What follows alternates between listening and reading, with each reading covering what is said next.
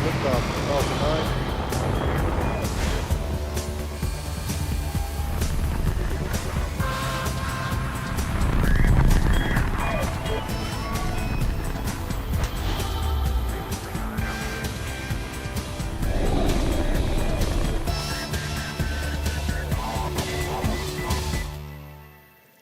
Good morning. It's Friday, August 7th, and you're looking at a live view of Falcon 9 as it awaits its 1:12 a.m. Eastern launch time from Pad 39A at Kennedy Space Center in Florida.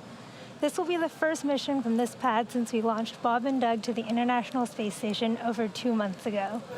Hello from SpaceX headquarters in Hawthorne, California. My name is Yomezo, and I'm a Dragon Integration and Test Engineer here at SpaceX. You're watching a live webcast for our 10th Starlink mission, marking our 13th mission of 2020. To date, we've launched almost 540 Starlink satellites to orbit. As a reminder, Starlink is a constellation of satellites in low Earth orbit that can provide high-speed, low-latency internet all over the globe, particularly in remote or rural areas where connectivity is limited or completely unavailable. Today's launch will be a longer one, as we are reverting to a circular orbital insertion, which requires 2 burns of the Merlin vacuum engine on the second stage. We are doing this at the request of our rideshare customer, flying on board today's mission, which is our second smallsat rideshare on a Starlink mission to date. There are 2 BlackSky satellites sitting on top of the Starlink stack on behalf of our customer, Spaceflight. BlackSky is a global monitoring company that combines space assets with advanced AI and machine learning analysis to provide customers with a first-to-know advantage. Now, in order to make room for these 2 BlackSky satellites, today we'll be launching 57 Starlink satellites instead of the 60 we've traditionally launched in the past. If for some reason we have a hold on the countdown today, we do have a backup opportunity tomorrow at 12:50 a.m. Eastern. We are now at T-minus 11 minutes and 43 seconds, and all systems are go for an on-time liftoff this morning. On your screen is Falcon 9, our 2-stage liquid-fueled launch vehicle, getting ready for launch from Pad 39A. Falcon 9 stands 229 feet tall, or slightly taller than a 21-story building. Today's flight will be the 5th for this booster, which made its debut on our Demonstration 1 mission in March of last year, reflew on RadarSat 3 months later, and then supported 2 Starlink missions in January and April of 2020. This flight also marks the 10th reflight of Falcon 9 just this year. The bottom 2/3 of the vehicle is the first stage. It's designed to be reflown 10 or more times with minimal refurbishment between flights. If you look closely, you can see the soot markings still on the vehicle from its previous 4 flights. The first stage has 9 Merlin engines that do the bulk of the work to get Falcon 9 off the ground and up to the thinner parts of the Earth's atmosphere, before separating from the second stage and making its way back down to Earth for landing. Today, we'll be attempting to recover this first stage for the 5th time on our drone ship, Of Course I Still Love You, which is currently stationed in the Atlantic Ocean about 330 nautical miles northeast of our Kennedy Space Center launch site. Now, above the first stage is the second stage, which has the single Merlin vacuum, or MVAC engine, which ignites after the first stage separates, propelling the second stage, along with the BlackSky and Starlink satellites, into a circular orbit above the Earth's surface. From there, the first of the BlackSky rideshare satellites will separate after about an hour into flight, followed by the second 5 minutes later. The 57 Starlink satellites will then deploy about 25 minutes after that at T+1 hour, 32 minutes, and 55 seconds. Now, that structure at the very top of the rocket is the 17-foot diameter payload fairing, which safely encloses the stack of 57 Starlink satellites and 2 BlackSky satellites. This fairing protects the satellites from aerothermal heating, aerodynamic loads, and contamination during ascent. Once we reach the vacuum of space, we'll jettison the fairing halves while second stage continues on to orbit. Now, as you can see, the fairing halves that we're using today are a brand new set, and we'll be attempting to recover them using our recovery ships Mystery and Mischief. 2 minutes before the fairings are set to land, the team will decide if conditions are good to make a safe catch attempt. Weather plays a big factor in the decision, as it can impact not only the sea states for the ships, but also the fairing's altitude, position, and speed, which impact how the fairing will fall back to Earth. Good early morning. I'm John Isbrecher, Falcon 9 Principal Integration Engineer here at SpaceX. A Falcon 9 rolled out to the pad with the payload just over 24 hours ago. This is the third time we've rolled out Falcon 9 to the pad, following launch attempts on 26 June and 8 July. Through all of this, Falcon 9 has been trouble-free, as the delays have been weather-related and payload-related. Now, the launch director held the go, no-go poll for propellant loading and launch at T-minus 38 minutes, about half an hour ago. Now, the 7 members of the launch team confirmed they were ready to proceed, and we began propellant loading at T-minus 35 minutes. Now, as a reminder, Falcon 9 is a bipropellant vehicle. That means it uses both a fuel and an oxidizer. Our fuel is rocket-grade kerosene. You'll hear us also refer to it as RP1. And our oxidizer is super-chilled liquid oxygen, also called LOX. Now, currently, the RP1 and LOX are nearly fully loaded on both stages. In fact, fuel is completely loaded. Liquid oxygen will continue to load until the last 2 minutes of the countdown. That will ensure that this densified liquid oxygen is as cold as we can keep it to get the expected performance out of the Merlin engines. We're also loading ultra-cold helium. Similar to the LOX, being very cold, it lets us get the maximum amount into storage vessels on both the first and second stages. Now, we use helium to pressurize Falcon 9's tanks and to help pull the RP1 and the LOX through the Merlin engine turbopumps.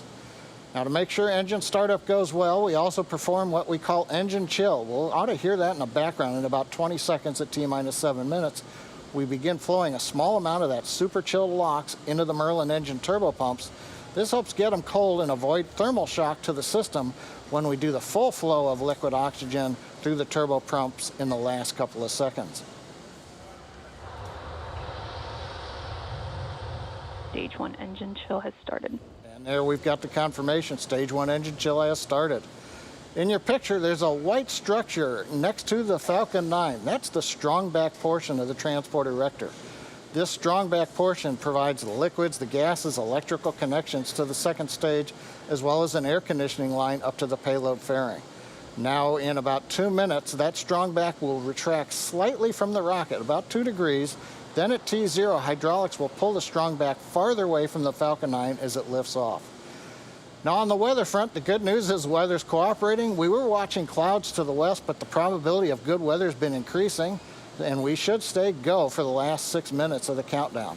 Also, the upper altitude winds are fairly calm for when this vehicle goes supersonic. So right now, the vehicle payloads and range are go for an on-time liftoff just over 6 minutes from now. For those of you who don't know much about the Starlink program, our mission is to bring high-speed, low-latency internet to people all over Earth.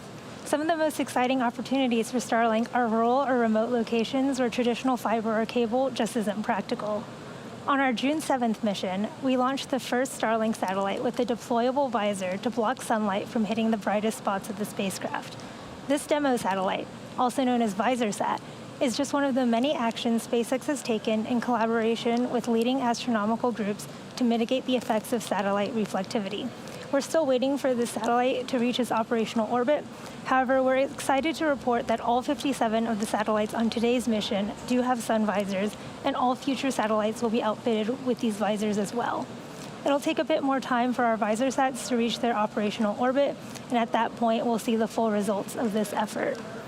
Now, today we also wanted to share a few updates on our rideshare program. SpaceX has launched some notable rideshare missions previously, including Spaceflight's SSOA mission in December of 2018 and the New Centaur Satu mission in February of 2019 that had a lunar lander on board. Today's Starlink mission marks the second official mission under SpaceX's SmallSat rideshare program, which gives small satellites flexible access to what is now the most flown operational rocket in the United States, Falcon 9. We have over 100 spacecraft slated to fly our rideshare missions, and that number will continue to grow under our multi-launch agreement with today's customer, Spaceflight. Under this agreement, Spaceflight reserves capacity to launch payloads on several SpaceX launches through the end of 2021, and it allows Spaceflight to package multiple payloads onto a single port to reduce costs for their end customer. We have a long working history with Spaceflight and look forward to continuing this partnership into the future. We're coming up on 4 minutes from liftoff. Falcon 9 moving into the final stages of the countdown. Getting ready for the strong back to retract there on your screen. The clamp arms around stage 2 are opening up. Momentarily, we will see the strong back move away about 2 degrees from the rocket. Now, first and second stages are both nearly fully loaded. We've got almost 1 million pounds of kerosene and liquid oxygen on board. Fuel's fully loaded on stage 1 and stage 2. And we are finishing liquid oxygen loading in the last 2 minutes of the countdown. It's that super chilled liquid oxygen that's creating those white clouds that you can see around the Falcon 9 as the bleed gaseous oxygen mixes with that warm, humid Florida air, and that gives you the condensation clouds that you see. Now, coming up at T-minus 60 seconds, you'll hear the call out of startup. That means the rocket's flight computers have taken over the Falcon 9 commands for the last minute of the countdown. Inside of two seconds, we light the Merlin 1D engines.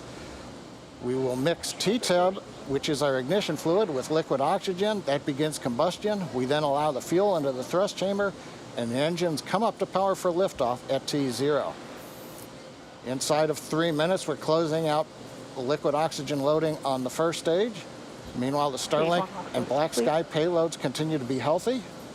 The Falcon 9 team's tracking no issues on the rocket, the weather's looking good, and the range is green for launch. A moment ago, we heard the call out that stage 1 LOX load was complete. Transport erector has reclined. Next major event will be stage 2 liquid oxygen loading completion.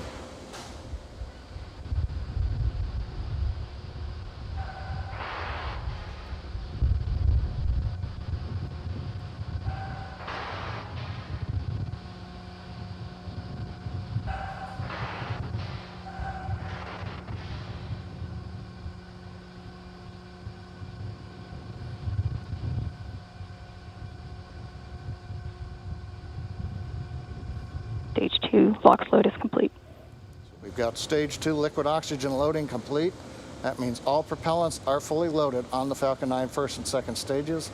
The chill-in announcement was telling us that we've had enough time with the liquid oxygen running through the Merlin 1D turbo pumps to get them down to the necessary temperatures to go into the ignition sequence. Currently, you can see a large white cloud coming off of the strong back. That's normal. At this stage, we are now having fully loaded all the propellants.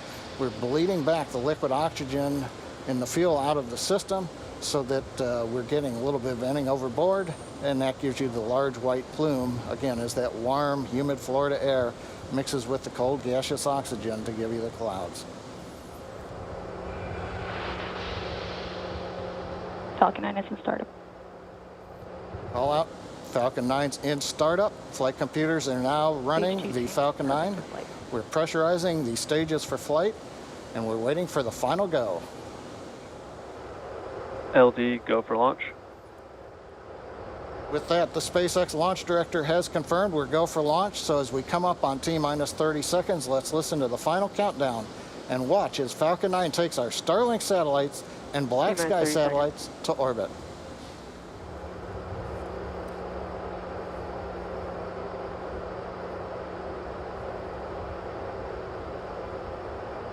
Stage 1 tanks pressing for flight. T-minus 15 seconds. 10, 9, 8, 7, 6, 5, 4, 3, 2, 1, 0. Ignition. And liftoff.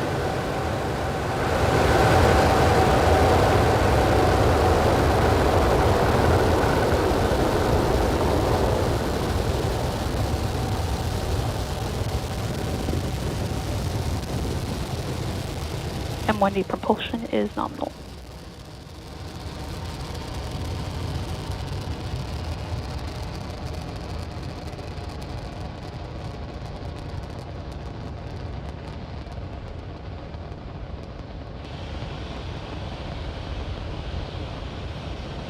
Plus 40 seconds since the launch of Falcon 9. Propulsion is confirmed. Merlin's look nominal. Power and telemetry are confirmed nominal from the avionics engineer. We're throttling down right now on the Merlin 1D engines. Preparing for supersonic and max Q. Mach 1. Got the call out for Mach 1. We have throttled the Merlins back up to full power. Next event will be maximum dynamic pressure. And there we are. We're going through the thickest portion of the atmosphere at the highest speeds. Now as we continue to accelerate Falcon 9, the air density gets thinner and the loads on the vehicle decrease. A minute 30 seconds, trajectory continues to look good.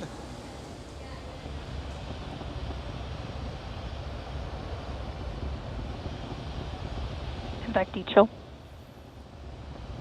That dechill indicates we're now beginning to bleed a little bit of liquid oxygen through the upper stage engine turbo pump to get it ready for ignition, coming up in just about 40 seconds from now.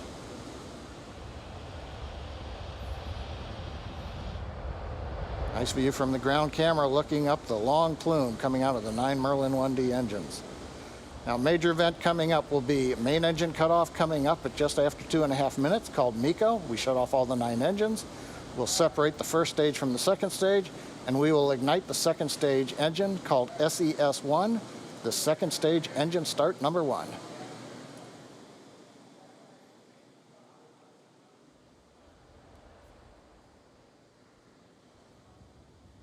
Beginning to throttle down.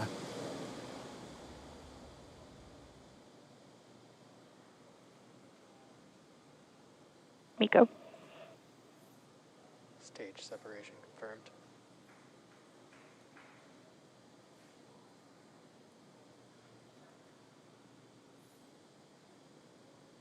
And we've Second got stage successful MVAC full power ignition.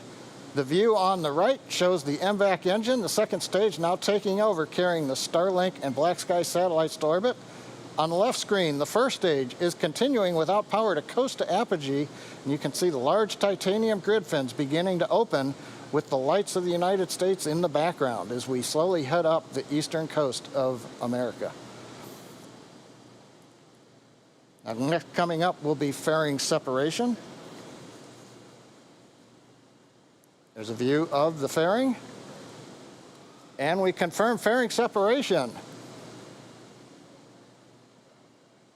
So the Falcon 9 second stage continues at full power, carrying the Starlink and BlackSky satellites to the first of 2 orbits.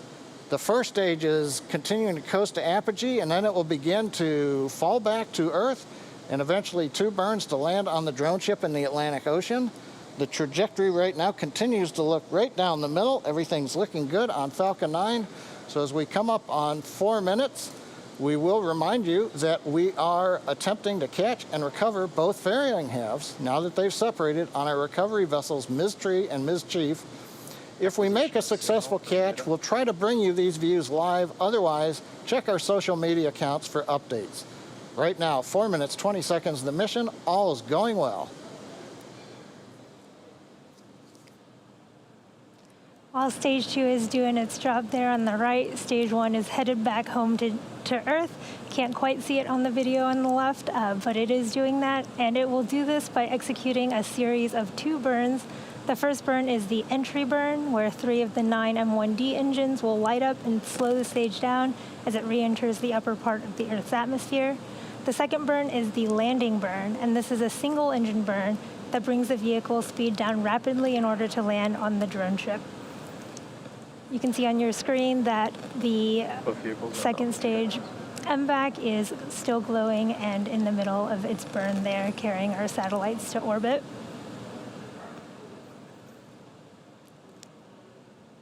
So stage 1 entry burn is going to start in just over a minute here at T plus 6 minutes and 21 seconds. Stage 1 is currently navigating home to Earth using both its grid fins, and that small spurt of light that you saw was a nitrogen burst from the attitude control system, which is nitrogen gas that helps to orient and guide the first stage as it heads home.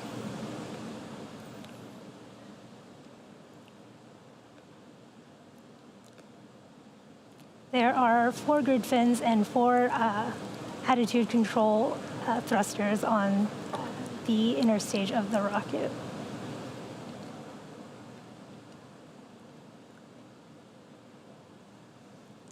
In just about 20 seconds here, we will hear the call out for the start of the stage 1 entry burn.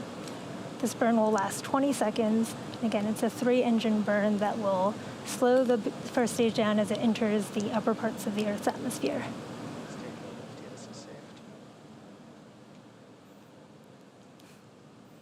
Stage 1 entry burn startup.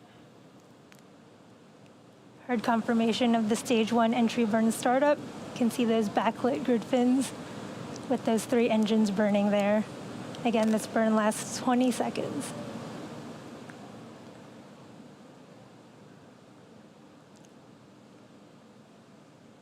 Stage 1 entry burn shutdown. We've had confirmation of successful stage 1 entry burn, and we're about a minute away from our landing burn. The landing burn will start at T plus 8 minutes, and it is also about 20 seconds long. Continue following normal trajectories. The landing burn should bring us to our drone ship. Of course, I still love you in the Atlantic Ocean.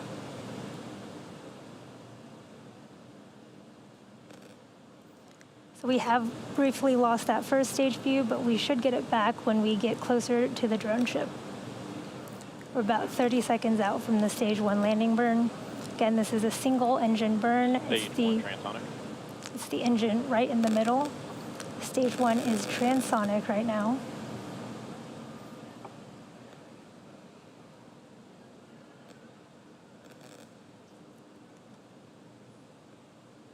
We're about 10 seconds from landing burn start.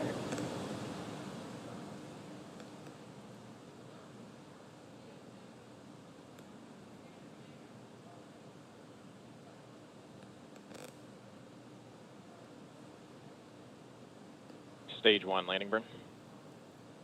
Heard the call out for the start of stage 1 landing burn. You can see the clouds sort of lighting up there. Starting terminal guidance.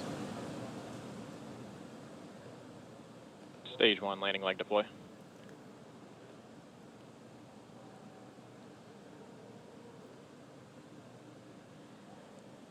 Wow, look at that stage 1 sitting on our drone ship. Of course, I will still Stage love 1 you. landing. That was a beautiful view of the stage 1 as it came down there, lighting the clouds up. And in just about 10 seconds here, we'll have second engine cut off there right on your screen.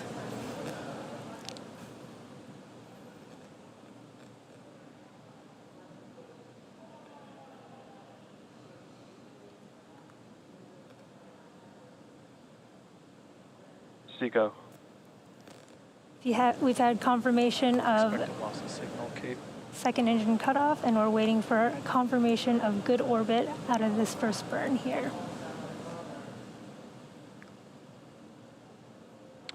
Nominal parking orbit insertion. We're in a nominal orbit, and now we're about to enter a coast phase. So we're going to take a quick break, but we're going to leave you with an animation that shows you where we are in the coast. We'll be back at about T plus 46 minutes and 30 seconds for a second stage relight.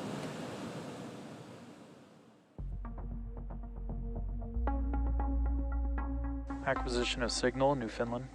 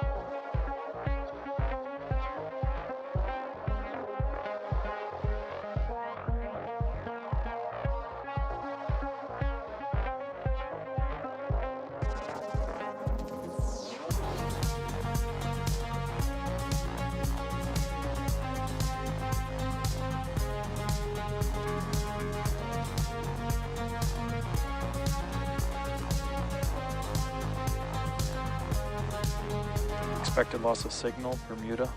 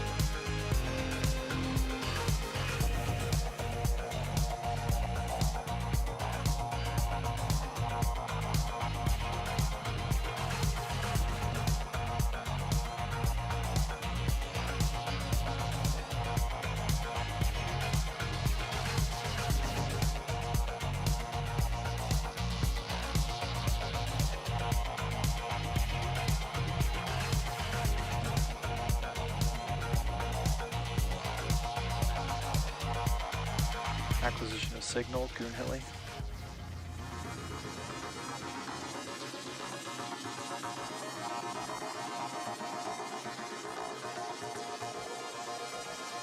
Expected loss of signal, Newfoundland.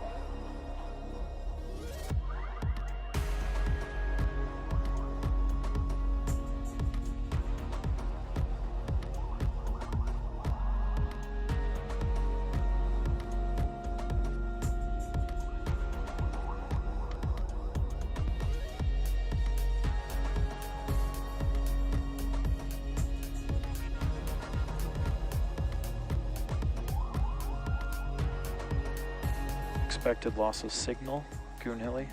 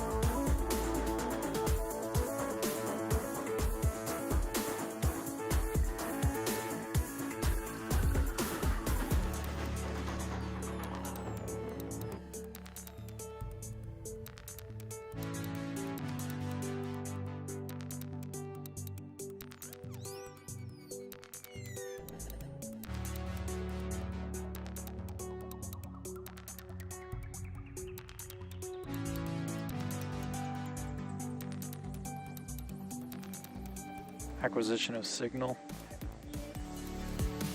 Diego Garcia.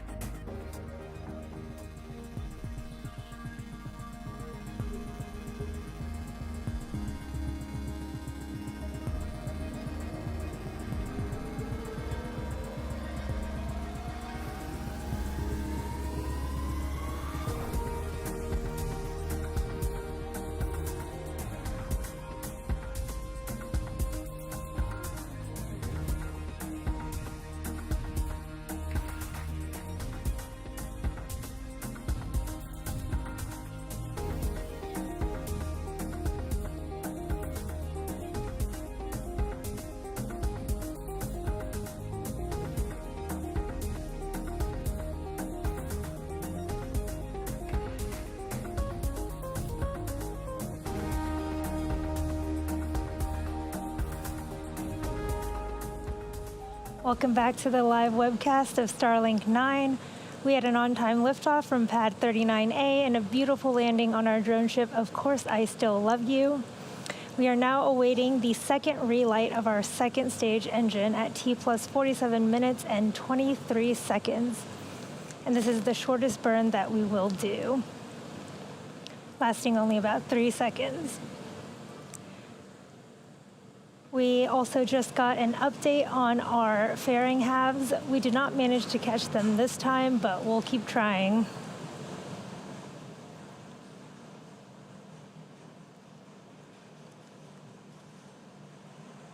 We're just about 10 seconds out from second engine startup 2, and this is the shortest burn that we'll do.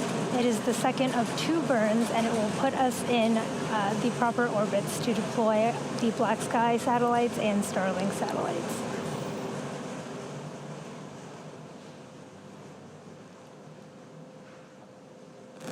Stage 2 ignition.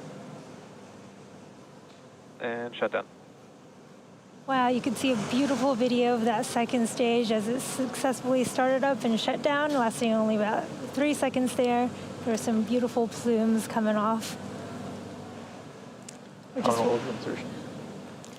You heard the call out. We have nominal orbital insertion, and now that we are in a good orbit, we'll be coasting again for the next 15 minutes or so, and we'll be back at about T plus 1 hour for the first of 2 payload deploys of the BlackSky satellites for our rideshare customer. See you in a bit.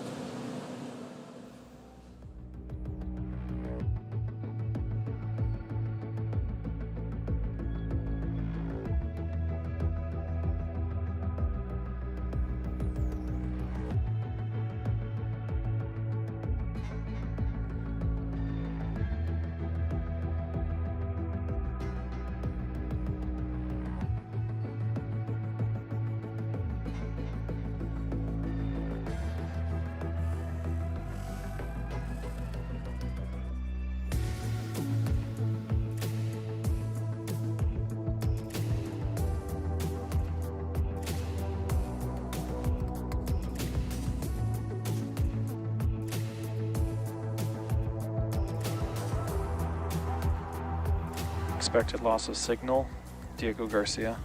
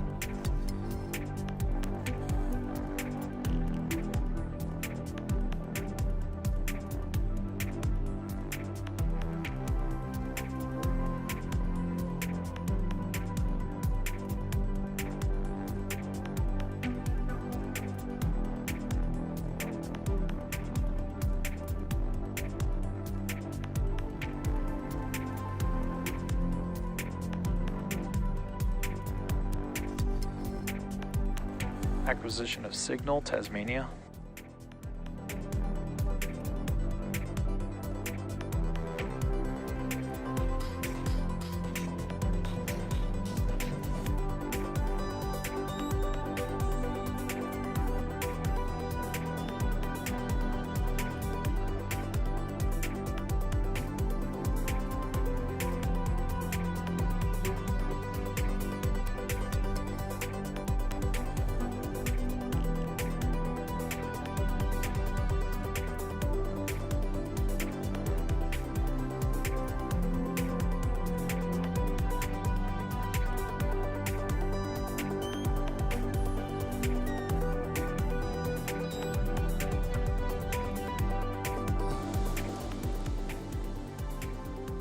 Welcome back to the webcast for our 10th Starlink mission and second mission with a rideshare customer.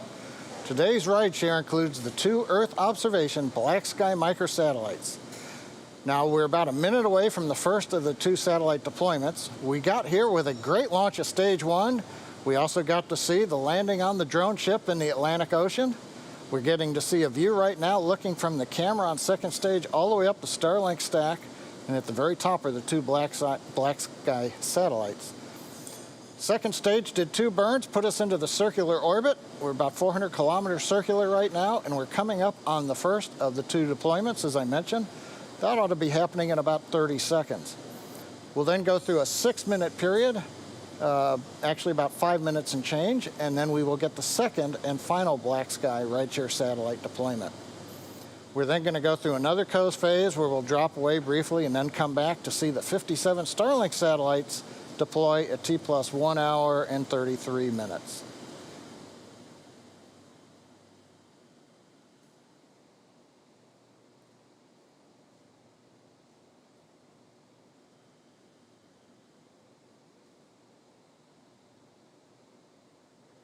Global 7, deploy confirmed.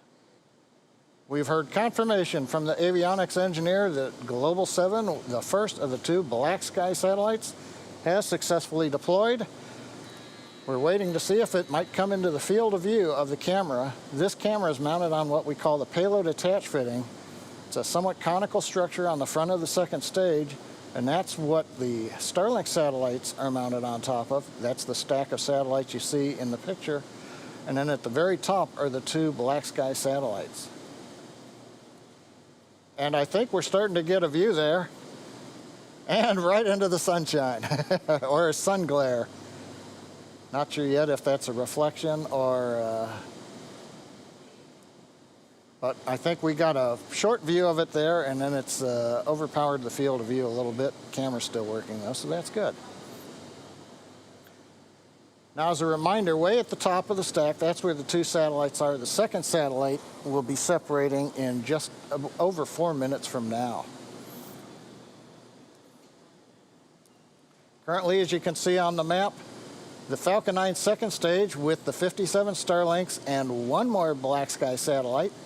We're passing south of Australia, kind of halfway between Australia and the Antarctica continent. We're getting telemetry video down through the Tasmania ground station. Now we're beginning to switch camera views back, looking at the MVAC nozzle. We've got 2 cameras on the back end of the second stage, 1 on each side of the MVAC-D engine so that we can get a view almost all the way around to the engine when it's operating. Brings you those views as we head into space where the nozzle's glowing red hot. Right now you can see there's that white crystalline looking structure at the end of the tube. That is solid oxygen. So in the vacuum of space, that densified liquid oxygen we use when it actually comes out, that's a drain tube that helps vent some of it overboard. It'll actually freeze into a solid.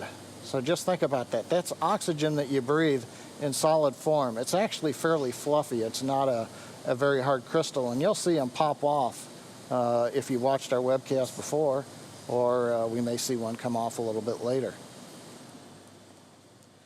Now, currently I mentioned we're getting data through Tasmania. If you recall earlier, Yome talked about to accommodate BlackSky, we went down to 57 Starlink satellites. Now, we had to do that because typically when we're flying Starlink, we go into an elliptical orbit after one burn, and then we separate the satellites, and their ion thrusters will lift them to the final orbit. But for the Spaceflight customer with the BlackSky satellites, we needed to get to a circular orbit. So that required 2 burns, the second of which you saw just a little while ago when we got to apogee. That circularized the orbit, but in order to do that, that took more propellant out of the vehicle, so you couldn't carry quite as much mass. So we traded off 3 of the Starlinks, so we're at 57 Starlinks on the stack. Again, another view there looking back on the MVAC-D engine. That's the solid oxygen out on the overboard drain line that you can see in that one camera view. Now, currently, second stage is fairly passive. We deployed the first of the 2 satellites. We don't do any maneuvering, we're just holding it there. What we essentially are doing is occasionally we're letting a little bit of pressure out the back end of the vehicle. We want to make sure that when it's time to deploy the second satellite in about 1.5 minutes, that we aren't maneuvering the second stage. You know, this is kind of, you can do a couple of things with the second stage for satellite deployment. One is you can go into an idle mode. That's where you're not commanding any of the attitude control thrusters, you're not opening any vent valves. You want the stage to be passive so that when the satellite separates, there's not the chance the second stage may be rotating or slewing a little bit. The other way that we'll see a little bit later with the Starlinks is you can spin the stage. That'll give a little bit of gyroscopic stability or rigidity to the satellites as they come off of the stack. So for the BlackSky satellites right now, we're getting ready for the second deployment. And we're just leaving the second stage in an idle mode where it's not maneuvering and giving good conditions for the deployment. The BlackSky satellites themselves are each held on to the very top of the stack with what they call a light band. That opens up with a motor, and then springs slowly push away the satellites, as you saw with the first one, moving away slowly. Expect to come to the next deploy in about 20 seconds. We're going to listen in for the avionics engineer confirmation.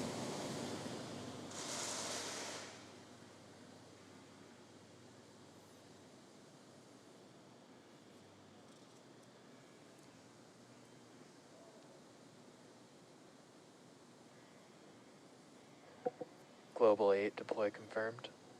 And there it is, Global 8 deploy confirmed.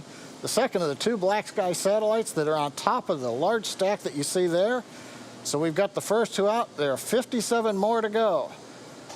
So right now, we've got, as I said, 2 BlackSky satellites on behalf of our customer Spaceflight.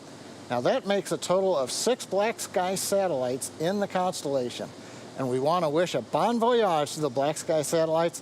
It was our pleasure to give you a lift today into Earth orbit. Now, as I mentioned earlier, stage 2 is going to continue to coast in this orbit for another 24 minutes. Now, during this time, we will slowly spin the second stage along its central axis. As we come back to camera view, you may be able to tell it's fairly hard to see that we're spinning. It's very slow. But that will provide the stability that the Starlink satellites need as they space themselves out over time after they separate from the second stage. So with that, we're going to take another break right now. We'll leave you with the animation shows where we are in the coast phase, and we'll be back around T plus 1 hour and 32 minutes, a little under 24 minutes from now, for the deployment of our 57 Starlink satellites.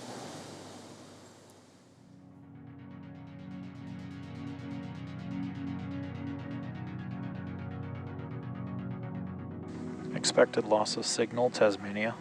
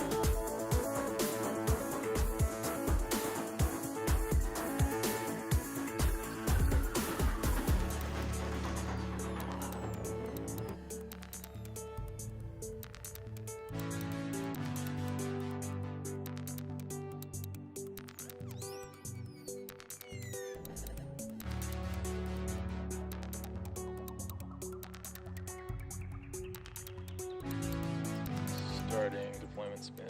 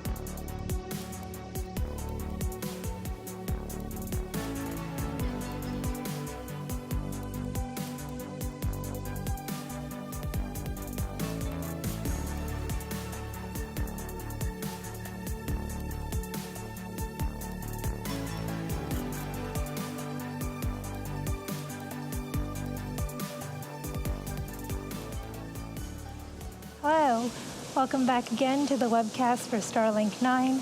Just before we went on break, we saw the successful deployment of the 2 BlackSky satellites, which were ride-sharing with Starlink. The mission manager has confirmed that BlackSky has successfully acquired signal from both Global 7 and Global 8. Acquisition of signal, Vandenberg. We are less than a minute away from the deployment of our 57 Starlink satellites. You can see them appearing on and off on your screen here as we get signal from our ground stations. Deployment for these satellites will start at about T plus 1 hour, 33 minutes, and 8 seconds.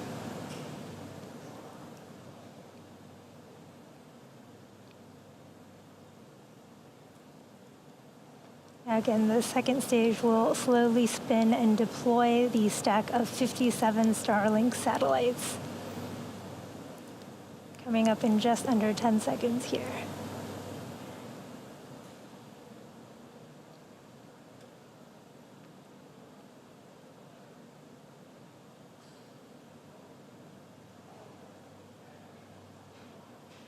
Starlink tension rod separation confirmed.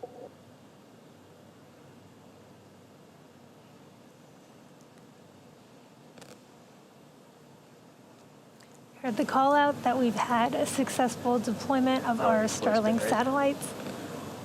Oh, you can see the video just came back here of them floating away into space. To date now, we've sent 595 Starlink satellites into orbit. You can see on your screen there, the satellites are slowly separating from each other, and shortly they will deploy their solar arrays. Now, over the course of the next few days and weeks, these satellites will use their onboard ion thrusters to distance themselves from each other and enter their operational orbits. Well, that brings our webcast to a close, and what a week it's been here at SpaceX. Just 4 days ago, we saw Crew Demo 2 successfully return home with NASA astronauts Doug Hurley and Bob Behnken. On Tuesday, Starship took flight at our South Texas location, and now we've capped it off with our 10th successful Starlink mission to date. As we watch the Starlinks drifting away, getting ready for their weekend, we'd like to thank you, our customer, Spaceflight, the Federal Aviation Administration for licensing the launch, and the 45th Space Wing and NASA Kennedy Space Center for their range support today. Now, if you're interested in future updates about Starlink launches, as well as general updates about future service availability, head over to starlink.com and sign up. As always, thank you for joining us today, and we'll see you next launch.